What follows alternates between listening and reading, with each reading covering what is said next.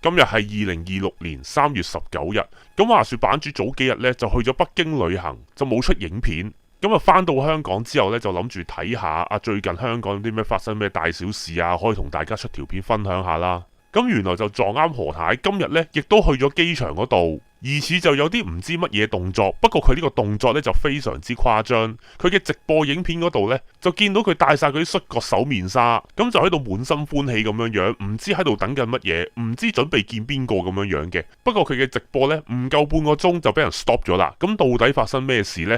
而佢出現喺機場嘅原因又係咩呢？而佢喺夜晚9點鐘嘅直播就講解翻點解自己會今朝出現喺機場，咁就明知自己俾人呃咗呢，就繼續喺鏡頭前邊死雞撐飯蓋，仲講到自己信人俾人呃呢係完全冇問題嘅。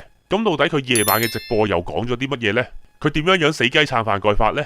而佢更加表示呢，俾人呃唔係因為自己貪錢，純粹係因為想相信人。咁到底佢係咪真係貪錢呢？版主搜集咗啲資料之後，今日又再同大家講解一下。喺睇條片之前呢，咁就希望大家先留言支持，之後就再俾個 like 完之後呢，如果覺得條片係 OK 嘅，就記得 share 俾身邊嘅人睇，而未訂閱嘅就記得訂閱一個支持一下。希望所有入嚟睇呢條片嘅人呢，都做足呢幾樣嘢，唔該晒大家。咁首先呢，由於何太嘅事蹟可以追溯到去2024年，咁如果大家係對佢以前嘅影片，又或者對版主以前對佢嘅評論係有興趣嘅話，咁就可以睇翻版主嘅呢個播放清單，裏邊呢起碼最少有50-60條片係關於可伯同何太嘅過去嘅。影片嘅下方嗰度呢，啲連結就擺晒喺度噶啦，有興趣嘅大家就可以 click 入去睇下。咁首先喺影片開始之前呢，版主就同大家好快講一講，版主呢幾日呢就去咗旅行，就去咗北京。仲要朝頭早3點幾就上旅遊巴準備去睇升旗，咁啊其實都係今日下晝先翻到香港嘅啫。咁睇下版主就有冇機會出翻一條北京嘅旅遊片俾大家睇下。咁好啦，然後我哋呢而家就講翻何太啦。咁話說何太呢，其實早幾日嘅時候就已經喺佢嘅 YouTube 頻道嗰度就已經講到明，就話會暫停直播幾日，然後就會喺3月19號嘅時候有重大事情宣布。咁當時一眾網民呢，就喺度估到底發生咩事呢？佢做乜要暫停呢？而到底3月19號嘅直播又會有咩重大事情宣布呢？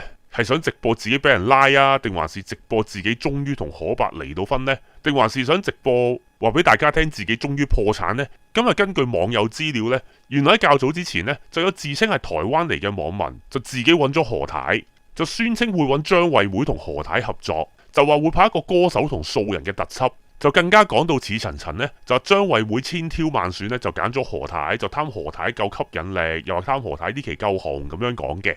咁於是何太就信以為真，就喺較早之前嘅直播呢，就大大聲咁樣話呢：「3月19號呢，有重大事情宣布。」咁版主喺之前嘅呢一條影片嗰度呢，都有提及過呢件事。咁當時呢，人哋問佢乜嘢呢，都話可能係啊，好似係啊，有機會嘅。咁好啦，咁講翻成件事呢，原來就有自稱台灣嘅網民相信呢，就都係假扮嘅啦，就想何太玩何太嘅，咁就宣稱話揾到張惠妹同何太去合作，仲講到今次嘅合作呢，一共就會俾到55萬嘅報酬何太，但係何太呢，竟然仲唔知足，就開齊頭呢，就話要60萬嘅合作費。咁嗰位網友呢，就為咗做戲做全套，就話呢55萬啦，不過呢，我再可以俾翻啲服裝費你嘅。咁於是就搞到何太喺較早之前就去咗服裝店嗰度買衫俾自己。根據網友嘅資料呢，佢一共就買咗2000幾蚊衫添。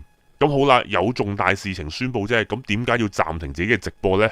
何太唔係成日宣稱自己直播揾錢揾到好多錢嘅咩？又話有啲忠粉捐錢俾自己嘅咩？咁所以版主同埋好多嘅其他 YouTuber 呢，都已經踢爆咗，相信呢啲所謂嘅打賞都係自己打賞俾自己嘅。咁但係講大話都要講翻足啲，做戲都要做全套啊嘛！成日又話開 YouTube 直播賺錢，但係呢，少少事就突然之間就唔開直播。咁原來何太呢，就因為信呢個大話就信到十足十，於是呢，就情願停咗自己嘅直播，就話閉門練歌咁話，仲宣稱自己呢幾日呢練咗2首歌，仲話自己呢將會唱得好好聽噶，一唱呢就會感動到阿張惠妹噶啦咁樣樣。咁好啦，去到3月19號上晝嘅當日，咁啊最後張惠妹梗係冇出現啦。咁嗰位自稱台灣網民嘅人呢，就話張惠妹9點15分嘅時候就會落機，咁所以呢，何太就喺9點鐘嘅時候就已經企咗喺機場嗰度開晒直播咁樣等佢哋。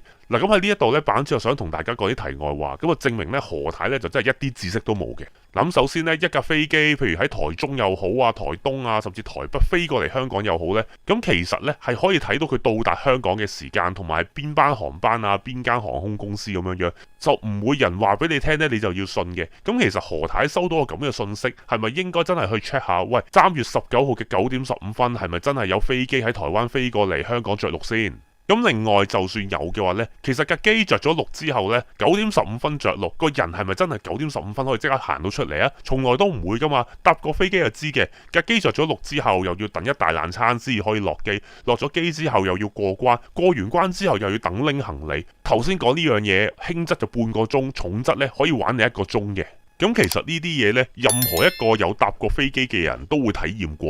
咁但係阿何太之前呢，就喺度講到自己有幾叻啦，又話自己去過邊啊，又話自己點樣見多識廣啊咁樣樣。喂，連呢啲咁嘅簡單道理都唔識嘅話呢，咁其實就真係露晒餡嘅。版主喺以前嘅影片咧，成日都講噶啦，你講大話係唔緊要嘅，咁只不過咧，你講大話之後就唔好穿崩。咁但係咧，而家何太做嘅事咧，就係將以前自己講過嘅大話咧，自己再踢翻爆，證明咧佢係真係講大話，完全係唔識嘅呢樣嘢嘅。咁好啦，我哋又再翻嚟嗰個直播度啦。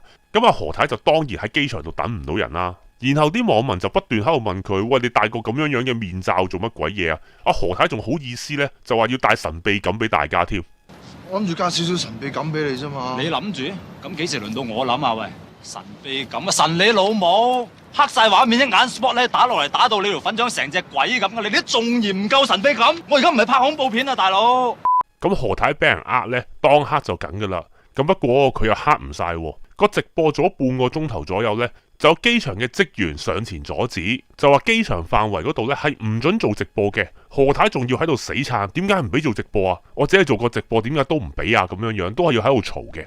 咁只不過咁，機場嚴格上嚟講呢，都係屬於私人範圍，人哋就有大把條例同佢講嘅。個保安淨係好簡單咁樣講咗句，其實咧都已經有好多人行過反映，你係唔可以咁樣做直播。然後個保安就再次補充，如果你要喺機場直播嘅話呢，係要有記者證嘅記者先至可以做嘅。於是何太就唯有死死地氣咁樣熄咗個直播。只不過呢，版主就相信呢，如果唔係有人上前制止何太做直播嘅話呢，何太就可能分分鐘會喺個機場嗰度呢就企到11點。咁好啦，俾人呃咗啦。夜晚9點鐘嘅直播呢，佢又繼續仲要死雞撐飯蓋。咁就有網友就串佢：乜你咁容易俾人呃㗎？咁佢仲竟然死撐呢，就話呢：我唔係俾人呃，我只係信人，信人係冇錯嘅，呃人嗰啲呢，先至係要落地獄嘅人。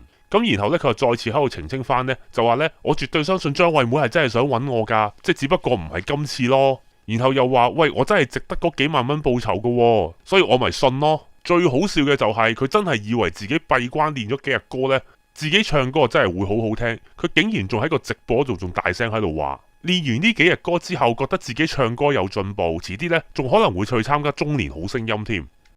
咁所以講到尾呢，何太真係俾人呃呢，就抵佢自己攞嚟嘅。嗱，咁首先版主要澄清呢，其實何太有一句說話呢，版主係真係覺得佢冇講錯嘅。所有嘅機會呢，都係要相信人哋會俾你，你先至去爭取，先至會攞到，先至會有機會成功。嗱，版主係覺得呢句說話呢係真係講得啱嘅。所有嘅機會喺你面前流過嘅時候，你有冇本事伸出隻手去捉緊佢？最後成唔成功，咁最後都係後話。咁從盤古初開呢，你一定要見到個機會先。有人同你講有個咁嘅機會，你去爭取，咁其實嚴格上嚟講呢係冇錯嘅。喂，咁不過咁，有人同你講有機會啊，你都要聽下呢個機會屬唔屬於你自己，或者呢個機會俾你嘅話，俾得合唔合理啊？佢真係當咗自己係大明星啊？個 YouTube 就得個3000訂閱，自己又官司纏身，仲要俾法官勒令而家呢就唔可以離開香港嘅。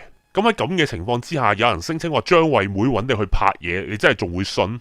係咯，張惠妹揾你拍嘢，然後呢，你離唔開香港啊嘛，咁啊張惠妹留喺香港陪你拍啦，好唔好？咁所以都係嗰句啦，捉緊機會係啱，咁但係呢，喂，個機會你聽下，你自己聽下合唔合理先得噶。正等於有人上前同你講，喂，賣啲瑞士山區費俾你，個個都唔賣，淨係賣俾你一個，你都要諗下真定假噶啦，係嘛？仲好意思話相信人係冇錯，呃人嗰啲先至落地獄。喂，咁易俾人呃啊，你先係落地獄嗰個啊。咁啊，不過咁版主都希望呢，何太呢就經一事長一智，經歷過今次中伏之後呢，就唔好咁容易俾人呃。咁容乜易俾人呃多幾次之後呢，成副身家俾人呃晒，部電話都俾人呃埋之後呢，冇人揾佢做直播，或者自己連電話都冇，做唔到直播呢。咁啊大家就真係冇晒歡樂噶啦。咁好啦，版主嘅評論呢，今日又嚟到呢一度，咁唔知大家點樣睇嗰位自稱台灣嚟嘅網民阿何太話有張惠妹同佢做節目，而家何太就竟然信到十足十呢？咁大家對於佢嗰個死雞撐飯蓋嘅理論